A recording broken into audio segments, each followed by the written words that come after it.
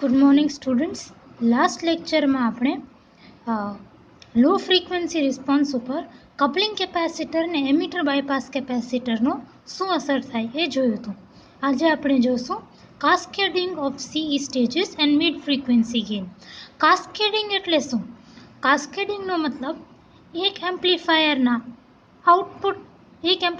આઉટપુટને લઈને બીજા એમ્પ્લીફાયરના ઇનપુટમાં નાખવું, એને કાસ્કેડ કહેવાય.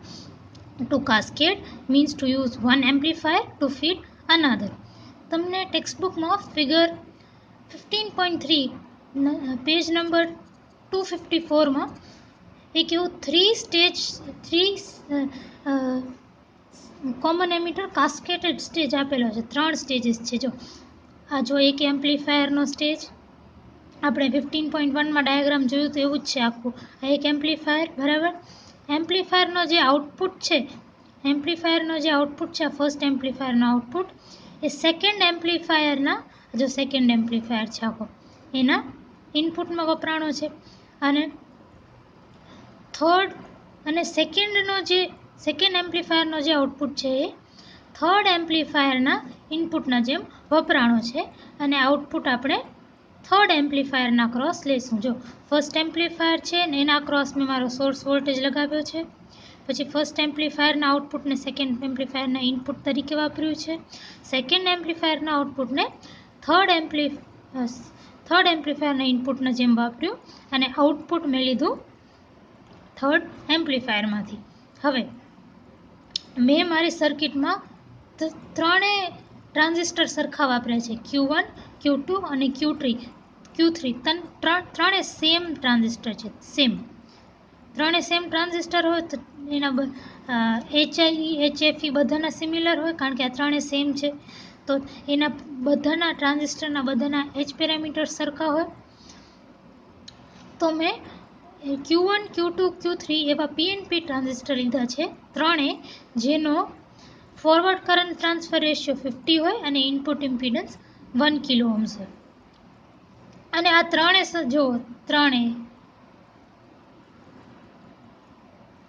ને મેં સરખું બાયસિંગ આપ્યું છે. ફર્સ્ટ એમ્પ્લીફાયરને મેં બાયસિંગ R1 પેરેલલ R2 આપ્યું છે, સેકન્ડને પણ મેં સેમ આપ્યું છે, ને થર્ડને પણ સેમ આપ્યું છે. તો કેટલું છે? R1 is 5.2 કિલો ઓહ્મ્સ રાખ્યું છે બધામાં, ને R2 1.24 કિલો ઓહ્મ્સ રાખ્યું છે.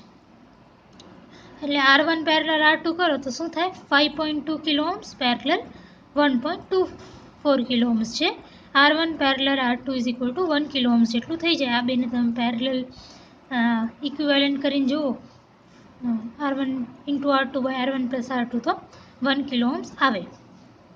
પછી આપણે ત્રણેયમાં સરખા લોડ રાખ્યા છે. જો ફર્સ્ટ એમ્પ્લીફાયર સ્ટેજમાં લોડ છે RL1, સેકન્ડમાં લોડ છે RL2 અને થર્ડમાં લોડ છે RL3. તો RL1, RL2 અને RL3 સરખા છે. અને કેટલા રાખ્યા છે આપણે? 2 કિલો ઓહ્મ્સ રાખ્યા છે.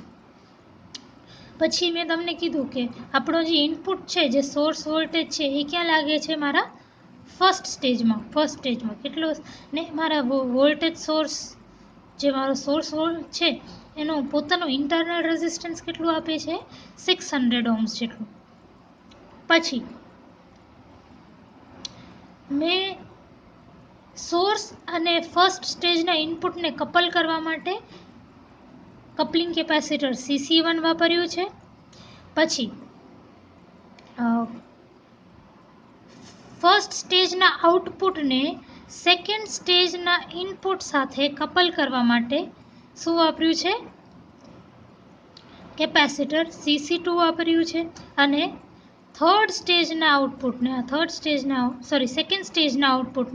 થર્ડ સ્ટેજના ઇનપુટમાં કપલ કરવા માટે મેં અહીંયા કપલિંગ કેપેસિટર CC3 વાપર્યું છે. અહીંયા કપલિંગ કેપેસિટર રહેશે. મેં ડ્રો નથી કર્યું, પણ અહીંયા એક કપલિંગ કેપેસિટર રહેશે.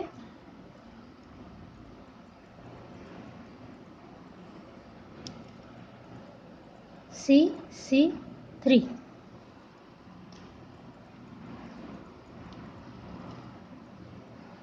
તો સેકન્ડ સ્ટેજના આઉટપુટને થર્ડ સ્ટેજના ઇનપુટ સાથે કનેક્ટ કરવા માટે મને કપલિંગ કેપેસિટર CC3 વાપર્યું છે. હવે એ કઈ વેલ્યુનું લીધેલું છે તો CC1 આ કેપેસિટર 2 માઇક્રોફેરેડનું અને CC2 અને CC3 આ બંને સરખા રાખે છે 1 માઇક્રોફેરેડના.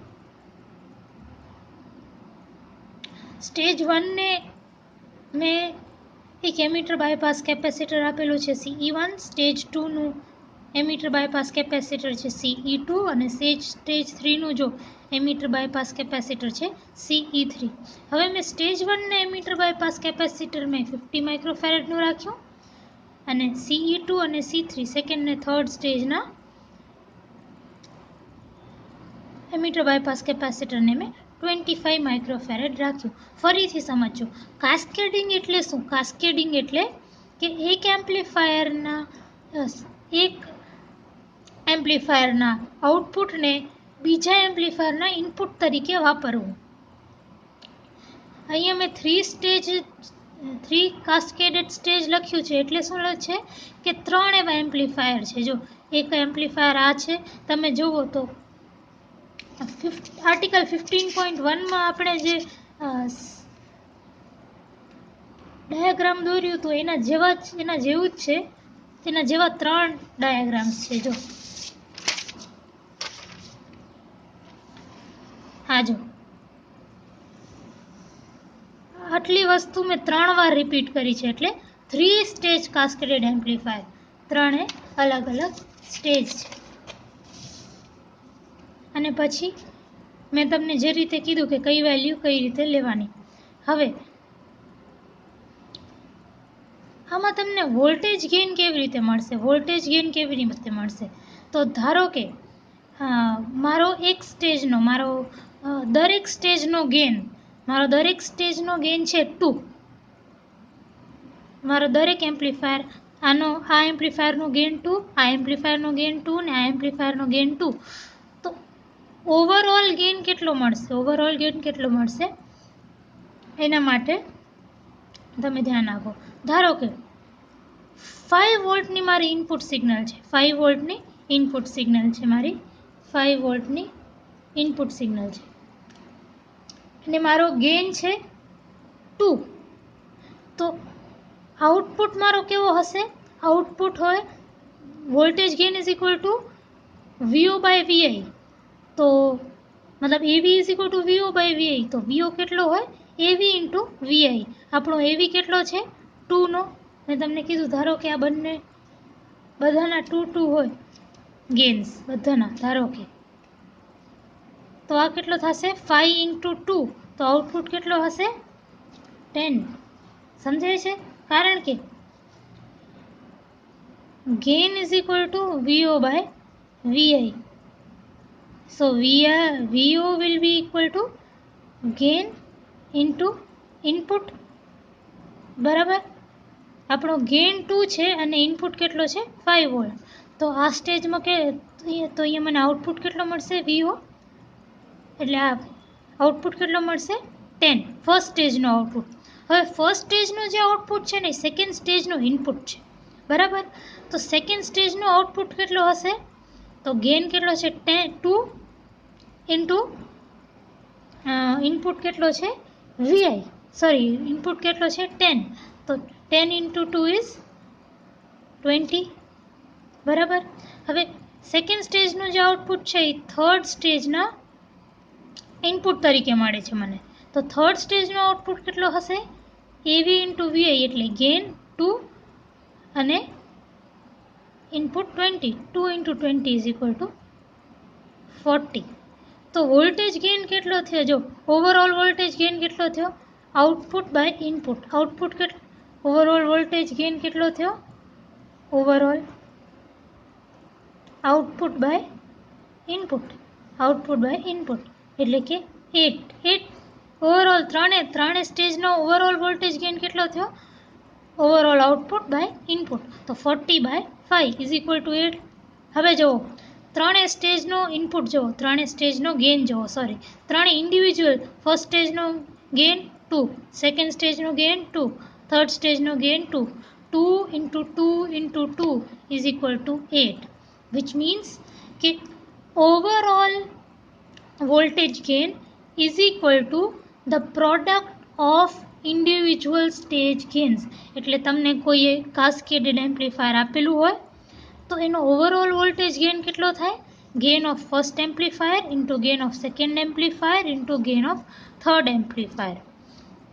ધારો કે તમને હવે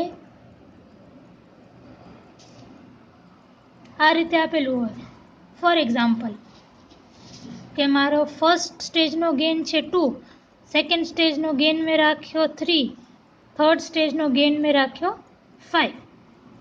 તો હવે મારો આઉટપુટ કેવો હશે? પહેલાં આપણે ફર્સ્ટ સ્ટેજ એમ્પ્લીફાયરમાં જોઈએ, ફર્સ્ટ સ્ટેજમાં જોઈએ તો ઇનપુટ કેટલો છે? 5 વોલ્ટ અને ગેઇન કેટલો છે? 2. તો ફર્સ્ટ સ્ટેજનો આઉટપુટ કેટલો હશે? 5 into 2 is equal two 10 AV into VI, એટલે ગેઇન ઇન્ટુ ઇનપુટ આટલું થશે. પછી મારા ફર્સ્ટ એમ્પ્લીફાયરનો આઉટપુટ છે એ સેકન્ડ એમ્પ્લીફાયરના ઇનપુટ તરીકે નાખ્યો છે, બરાબર? તો સેકન્ડ એમ્પ્લીફાયરનો આઉટપુટ કેટલો હશે? સેકન્ડ એમ્પ્લીફાયરનો આઉટપુટ તો VO is equal two AV, એટલે અહીંયા હવે સેકન્ડ એમ્પ્લીફાયરનો ગેઇન કેટલો છે? 3. સેકન્ડ એમ્પ્લીફાયરનો ઇનપુટ કેટલું છે? 10. ઇનપુટ 10 એટલે VI 10 અને AV એટલે ગેઇન 3. તો VO આઉટપુટ કેટલો હશે? આઉટપુટ વોલ્ટેજ મારા સેકન્ડ સ્ટેજનો 3 ઇન્ટુ 10 એટલે કે 30 વોલ્ટ હશે. હવે મારા સેકન્ડ સ્ટેજનો જે આઉટપુટ છે એ થર્ડ સ્ટેજના ઇનપુટ તરીકે કામ કરે છે, બરાબર? તો ને હવે થર્ડ સ્ટેજનો ગેઇન કેટલો છે? રાખ્યો છે મેં 5. તો થર્ડ સ્ટેજમાં AV is equal two 5 and VI is equal two 30. તો થર્ડ સ્ટેજનો આઉટપુટ કેટલો હશે? 30 into 5 that is equal two 150 થશે. હવે તમે જુઓ તો ઇનપુટ મેં કેટલાનું નાખ્યું હતું? 5નું. આઉટપુટ કેટલાનું મળે છે? મારું 150નું મળે છે. તો મારો ઓવરઓલ વોલ્ટેજ ગેઇન કેટલો હશે? 150/5 is equal two 30. Overall voltage gain કેટલો છે મારો? 30. ઓવરઓલ વોલ્ટેજ ગેઇન એટલે કે પૂરેપૂરો સર્કિટનું વોલ્ટેજ ગેઇન 150 જે આખી સર્કિટનું આઉટપુટ છે બાય 5 જે આખી સર્કિટનું ઇનપુટ છે. તો ઓવરઓલ ગેઇન કેટલો થયો? 30. હવે ધ્યાન આપો, ફર્સ્ટ સ્ટેજનો ગેઇન છે 2, સેકન્ડ સ્ટેજનો ગેઇન છે 3 અને થર્ડ સ્ટેજનો ગેઇન છે 5. 2 ઇન્ટુ 3 6 ઇન્ટુ 5 ઇઝ 30. તો આખા એમ્પ્લીફાયરનો ઓવરઓલ વોલ્ટેજ ગેઇન કાઢવો હોય તો હું શું કરું? ત્રણે સ્ટેજના વોલ્ટેજ ગેઇનને મલ્ટીપ્લાય કરું. એ જ વસ્તુ મેં લખી છે, overall voltage gain is equal two product of stage gain. Overall voltage ગેઇનને મેં AV થ્રુ દર્શાવ્યું છે. AV is equal two A1 into A2 into A3. A1 એટલે કે voltage gain of first stage into voltage gain of second stage into voltage gain of A3 એટલે voltage gain of third stage. આ વસ્તુ તમે યાદ રાખજો, ન્યુમેરિકલમાં પણ આવે છે. ને હજી એકવાર સમજજો કે મેં આ વસ્તુ શું કામ લખી. Overall voltage gain is equal two product of stage gain. એટલે તમને અલગ અલગ સ્ટેજ ગેઇન્સ આપેલા હોય તો એનો મલ્ટિપ્લિકેશન કરો તો તમને શું મળે? આખા એમ્પ્લીફાયરનો ઓવરઓલ વોલ્ટેજ ગેઇન. કેટલા પણ સ્ટેજ હોય બધા સ્ટેજનું અગર તમને આપ્યું હોય સ્ટેજ ગેઇન તો તમને ઓવરઓલ વોલ્ટેજ ગેઇન મળી શકે. If stage gains are computed in decibels, overall gain is the sum of stage gains. હવે તમને અગર આ જ વસ્તુ ડેસિબલમાં આપેલી હોય ને ત્રણે A1 A2 અને A3 ત્રણે ડેસિબલમાં આપેલા હોય તો તમને એ ત્રણે ડેસિબલ્સનું સમ કરી દેવાનું, તો તમને ઓવરઓલ વોલ્ટેજ ગેઇન ઇન ડેસિબલ્સ મળી જશે. બરાબર. હવે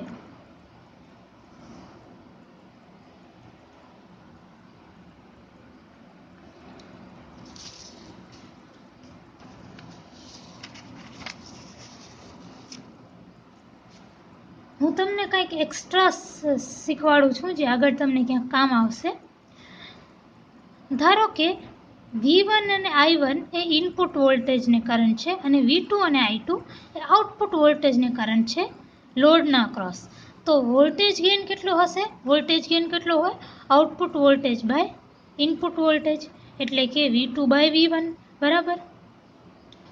અને વોલ્ટેજ કેટલો હોય? Current into load. તો અહીંયા કરંટ કેટલો છે? V2 ના અક્રોસ કરંટ કેટલો છે? I2. અને લોડ કેટલો છે? RL. તો V2 ની જગ્યાએ મેં V2 I2 RL લખ્યું. હવે તમને વોલ્ટેજ ગેઇન જે રીતે લખ્યું એ રીતે કરંટ ગેઇન પણ લખી શકો. Current gain AI output current by input current. Output current by input current which is I2 by I1. બરાબર. હવે તમે I2 ને સબ્જેક્ટ બનાવો અને I1 ને અહીંયા લઈ જાઓ તો I2 AI I1 થાય. અહીંયા જે લખ્યું છે તો અહીંયા જે I2 છે ને એની જગ્યાએ AI I1 લખું ઇન્ટુ RL છે. So voltage gain AV V2 by V1 હોય. હવે V2 ની જગ્યાએ આ જે V2 છે એની જગ્યાએ AI RL I1 લખી દીધું અને V1 તો છે જ નીચે. હવે ઇનપુટ રેઝિસ્ટન્સ કેટલો હોય? Input resistance input voltage by input current. Input voltage by input current એટલે કે V1 બાય I1 એ હોય ઇનપુટ રેઝિસ્ટન્સ RI. તો હું આને ઊંધું કરી નાખું. I1 બાય V1 કેટલું થશે? 1 બાય R1 થશે. તો અહીંયા જો અહીંયા I1 બાય V1 છે એની જગ્યાએ RI લખી નાખ્યું. So AV AI into RL by RI. એટલે this is the relationship between voltage gain AV and current gain AI. એટલે તમને વોલ્ટેજ ગેઇન આપેલો હોય તો તમે કરંટ ગેઇન ફાઇન્ડ આઉટ કરી શકો અને કરંટ ગેઇન આપેલું હોય એમ્પ્લીફાયરનો તો તમે એનો આઉટપુટ ગેઇન પણ વોલ્ટેજ ગેઇન પણ ફાઇન્ડ આઉટ કરી શકો. આ રિલેશનશિપ કેવી છે? વોલ્ટેજ ગેઇન ને કરંટ ગેઇનની relationship. Voltage gain current gain into load divided by input resistance. આ યાદ રાખજો, આગળ કામ આવશે. હવે આપણે ફરીથી આપણા 15.3 આર્ટિકલ ઉપર આવી જઈએ. આપણે ફાઇન્ડ આઉટ કરવો છે આપણા 3 કાસ્કેડેડ સ્ટેજનો વોલ્ટેજ ગેઇન. તો એના માટે હું શું કરીશ કે સૌથી પહેલાં તો કરંટ ગેઇન શોધીશ. કરંટ ગેઇન સ્ટાર્ટ કરીએ આપણે થર્ડ સ્ટેજથી. થર્ડ સ્ટેજ એટલે આવાળો સ્ટેજ. થર્ડ સ્ટેજથી આપણે સ્ટાર્ટ કરીએ. આ first stage, second stage, third stage. Third સ્ટેજમાં સ્ટાર્ટ કરીએ તો થર્ડ સ્ટેજમાં કરંટ ગેઇન કેટલો હોય? થર્ડ સ્ટેજમાં કરંટ ગેઇન કેટલો હોય? કરંટ ગેઇન એટલે output current by input current. Output current by input current. બરાબર. તો થર્ડ સ્ટેજમાં જો આઉટપુટ કરંટ કેવો છે? IC3 ને ઇનપુટ આઉટપુટ કરંટ જે છે એ ટ્રાન્ઝિસ્ટરના Q3 ટ્રાન્ઝિસ્ટરના કલેક્ટરમાંથી નીકળે છે આઉટપુટ. અને ઇનપુટ ક્યાં છે? તો Q3 ના બેઝમાં છે. ઇનપુટ અહીંયા છે. તો થર્ડ સ્ટેજનો આઉટપુટ કરંટ IC3 અને ઇનપુટ કરંટ IB3. તો થર્ડ સ્ટેજનો કરંટ ગેઇન કેટલો હોય? IC3 by IB3. એ વસ્તુ મેં અહીંયા લખી છે. AI3 IC3 into IB3. હવે તમને IC બાય IB HFE એ યાદ હશે તમને કે HFE તમે જ્યારે ડિફાઇન કરતા હતા ફોરવર્ડ કરંટ ટ્રાન્સફર રેશિયો, એને તમે del I C by del I B at constant V B એ રીતે તમે ડિફાઇન કરતા હતા, યાદ કરો એચ પેરામીટર. તો IC3 બાય IB3 કેટલું છે? HFE જેટલું. અને માઇનસ સાઇન મેં ખાલી ડાયરેક્શન માટે રાખી છે. અને HFE આપણે આપેલું છે, કેટલું છે HFE? 50. તો કરંટ ગેઇન કેટલો થશે? 50. જો અહીંયા લખેલું છે HF is equal to IC by IB, that is forward current transfer ratio. હવે અહીંયા મેં લખ્યું છે RI3 is equal to HIE is equal to 1 kilo ohms. બરાબર. તો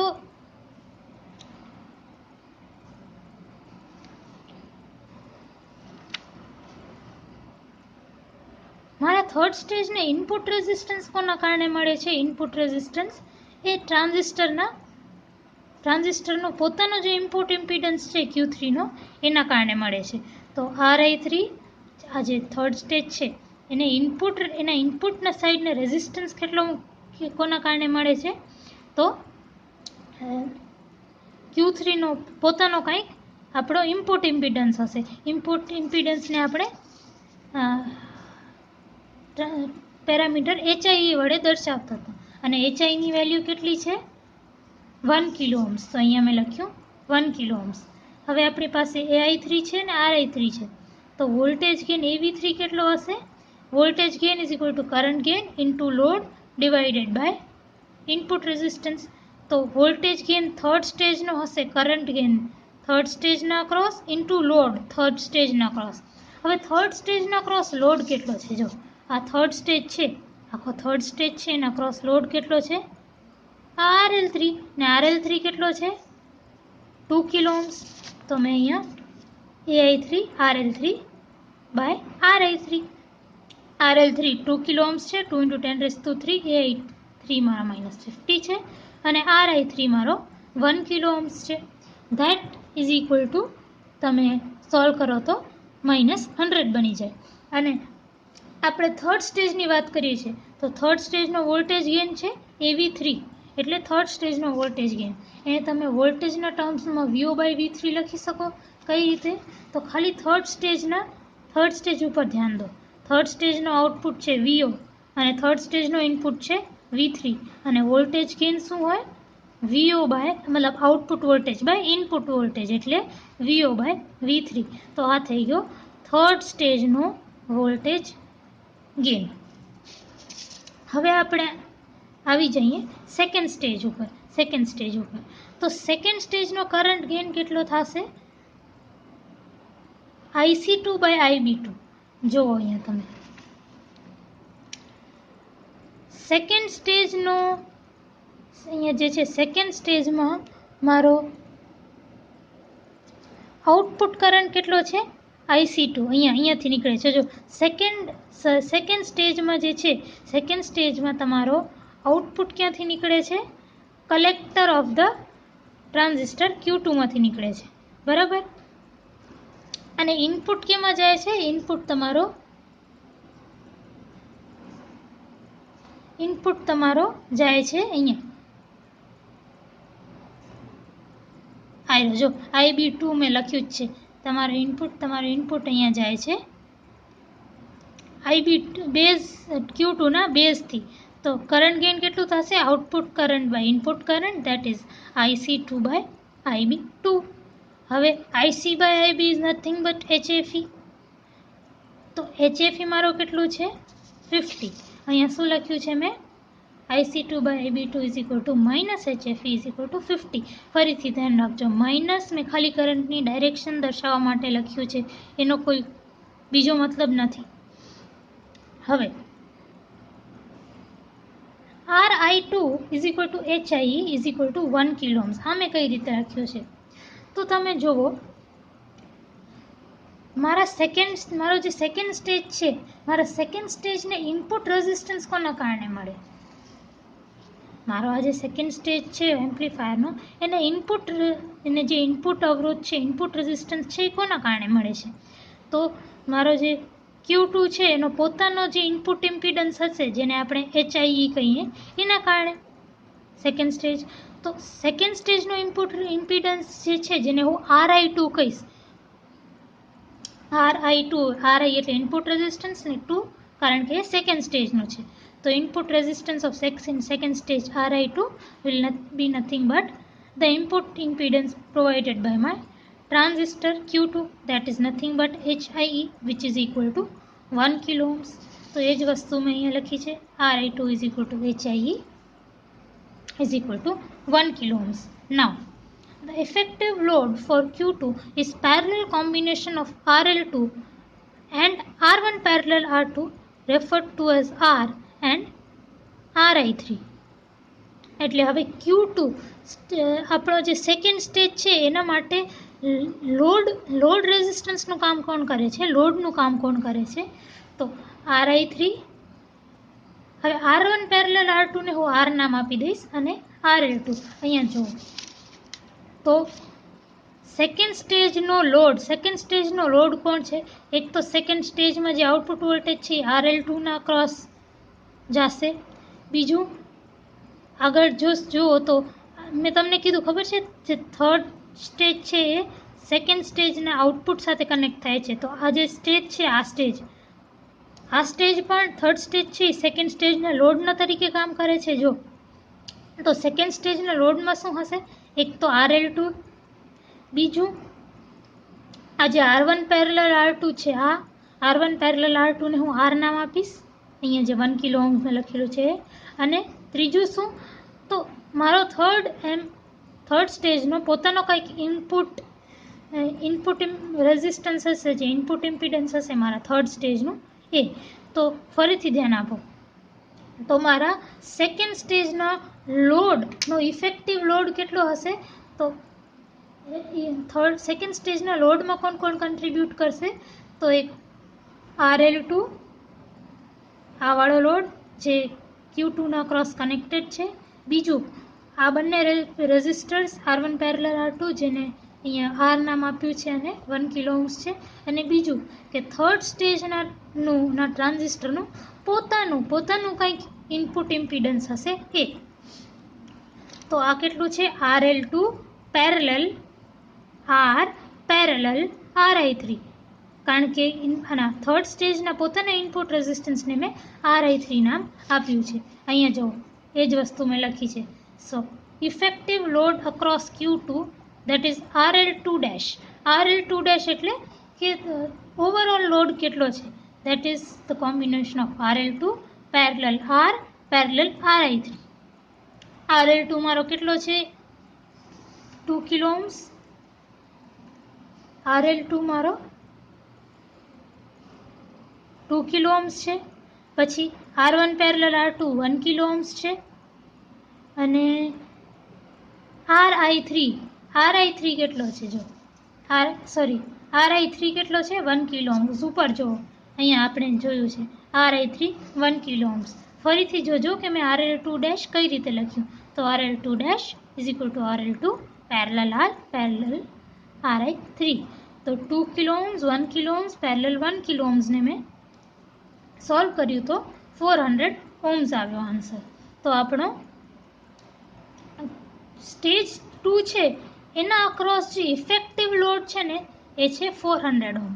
The effective load for Q2 is the parallel combination of RL2, R1 parallel R2 and Ri3. આ કેવી રીતે લખ્યું એ ધ્યાનથી સમજજો. હવે voltage gain across the second stage, voltage gain across second stage કેટલો હશે? તો voltage gain across second stage લખવા માટે હું શું કરું? સેકન્ડ સ્ટેજ ઉપર ધ્યાન આપો. Voltage gain is output by input. Second સ્ટેજના આઉટપુટમાં V3 છે, થર્ડ સ્ટેજના આઉટપુટમાં V2, સેકન્ડ સ્ટેજના આઉટપુટમાં V3 છે, સેકન્ડ સ્ટેજના ઇનપુટમાં V2 છે. તો વોલ્ટેજ ગેઇન કેટલો હશે? Output voltage by input voltage, that is V3 by V2. તો voltage gain of second stage, જેને હું AV2 નામ આપું છું, AV એટલે વોલ્ટેજ ગેઇન અને 2 કારણ કે સેકન્ડ સ્ટેજનો છે. તો AV2 is equal to V3 by V2. એ વસ્તુ મેં અહીંયા લખી છે, V3 બાય V2. હવે voltage gain is equal to મેં તમને કીધું હતું current gain into load by input resistance જે હોય એ. સેકન્ડ સ્ટેજના કરંટ ગેઇન છે AI2, અહીંયા મેં કેલ્ક્યુલેટ કર્યું છે. RL2 ડેશ મેં અહીંયા કેલ્ક્યુલેટ કરેલું છે. બાય RI2 એટલે કે ઇનપુટ રેઝિસ્ટન્સ સેકન્ડ સ્ટેજનો, એ પણ અહીંયા મેં કેલ્ક્યુલેટ કરેલો છે. તો આ બધાની વેલ્યુ સબસ્ટિટ્યુટ કરું તો -50 × 400/1000 ઇઝ ઇક્વલ ટુ -20, એટલે કે મારા સેકન્ડ સ્ટેજનો ગેઇન છે -20. ફર્સ્ટ સ્ટેજનો ગેઇન કેટલો હતો? -100. સેકન્ડ સ્ટેજનો ગેઇન છે -20. અને ફર્સ્ટ સ્ટેજ ઉપર આવીએ. ફર્સ્ટ સ્ટેજ ઉપર તો કરંટ ગેઇન કેટલો હશે? IC1/IB1. ફર્સ્ટ ગેઇન સ્ટેજનો કરંટ ગેઇન હશે IC1/IB1. તો જોવો અહીંયા ફર્સ્ટ સ્ટેજના કરંટ ગેઇન ઉપર ધ્યાન આપો. ફર્સ્ટ સ્ટેજમાં તમને આઉટપુટ કરંટ ક્યાં મળે છે? Q1 ના કલેક્ટરમાં. એટલે આઉટપુટ કરંટ IC1 થશે અને ઇનપુટ કરંટ ક્યાં જાય છે? મારા Q1 ના બેઝમાં. તો output current by input current is equal to IC1/IB1. Current gain થશે IC1/IB1. અને તમને ખબર છે IC/IB is nothing but HFE, ને HFE ની વેલ્યુ છે 50. તો એ જ વસ્તુ અહીંયા લખી છે. અને RI1 કેટલો હશે? તો મારા ટ્રાન્ઝિસ્ટરને અહીંયા મારે ફર્સ્ટ સ્ટેજમાં કોના કારણે અવરોધ આવે છે? જે મારા Q1નું ઇનપુટ રેઝિસ્ટન્સ હશે એ, ને ઇનપુટ ઇમ્પિડન્સ હશે એ, ને એ ઇનપુટ ઇમ્પિડન્સ આપણે H પેરામીટર વડે દર્શાવી છે, HIE, that is input impedance of common emitter amplifier. HIE એ પણ આપેલું છે 1 કિલો ઓહ્મ. તો એ જ વસ્તુ પાછી અહીંયા લખી. હવે the effective load for Q1 is the parallel combination of RL1, R1 parallel R2 and RI2. આપણે જે લાસ્ટ ટાઈમ જે કર્યું એ જ વસ્તુ ફરીથી કરવાની છે. જો હવે ફર્સ્ટ સ્ટેજનો લોડ કેટલો હશે? ફર્સ્ટ સ્ટેજનો લોડ કોણ હશે? એટલે ફર્સ્ટ સ્ટેજના આઉટપુટમાં ધ્યાન આપો. તો RL1, પછી R1 પેરેલલ R2 અને જે સેકન્ડ સ્ટેજનો ઇનપુટ ઇમ્પિડન્સ હશે એ આપણે શું ફાઇન્ડ આઉટ કરવાનું છે? ફર્સ્ટ સ્ટેજનો overall load effective load first સ્ટેજનો. તો લોડ ફાઇન્ડ આઉટ કરવા માટે હું ફર્સ્ટ સ્ટેજના આઉટપુટમાં ધ્યાન આપું તો શું છે? એક તો આઉટપુટ સાઇડમાં ધ્યાન આપું તો શું મળે છે મને? એક તો RL1 છે, બીજું R1 પેરેલલ R2 છે આ બ્રાન્ચમાં, ને ત્રીજું શું છે કે સેકન્ડ સ્ટેજનું ઇનપુટ રેઝિસ્ટન્સ છે RI2. તો એ જ વસ્તુ મેં અહીંયા લખી છે. જો effective load for Q1 is parallel combination of RL1, R1 parallel R2 which is expressed as R and RI2. તો RL1 dash is equal to RL1 parallel R parallel RI2. હવે લોડ રેઝિસ્ટન્સ આ ત્રણેની values જોઈ લઈએ. તો RI2 જો અહીંયા લખેલું છે RI2 is equal to 1 kilo ohms. પછી RL1 અને R કેટલા છે?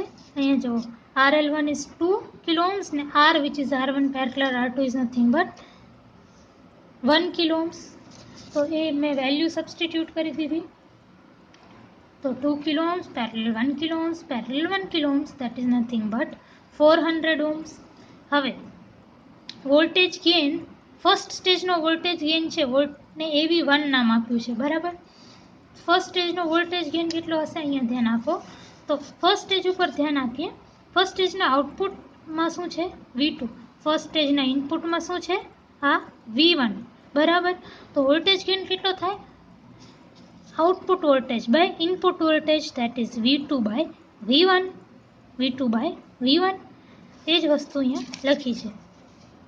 AV1 is equal to V2/V1.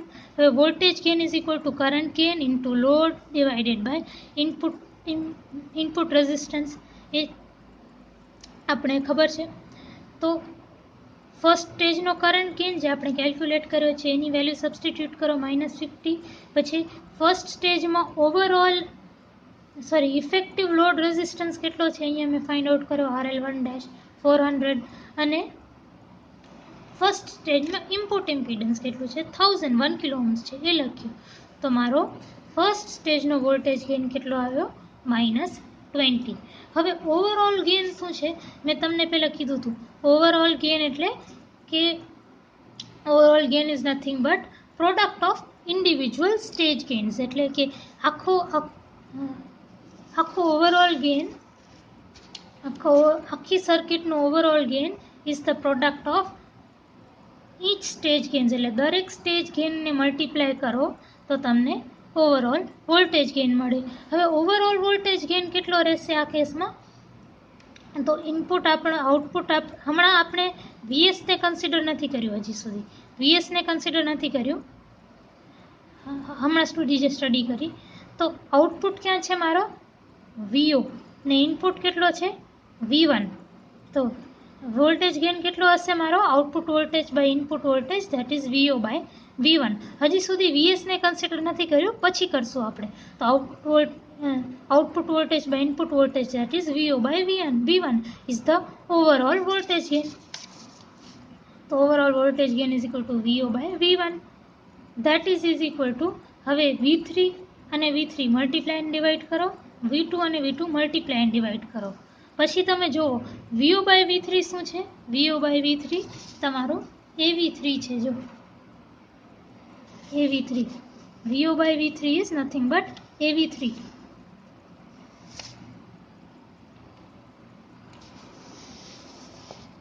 પછી V3 બાય V2 શું છે?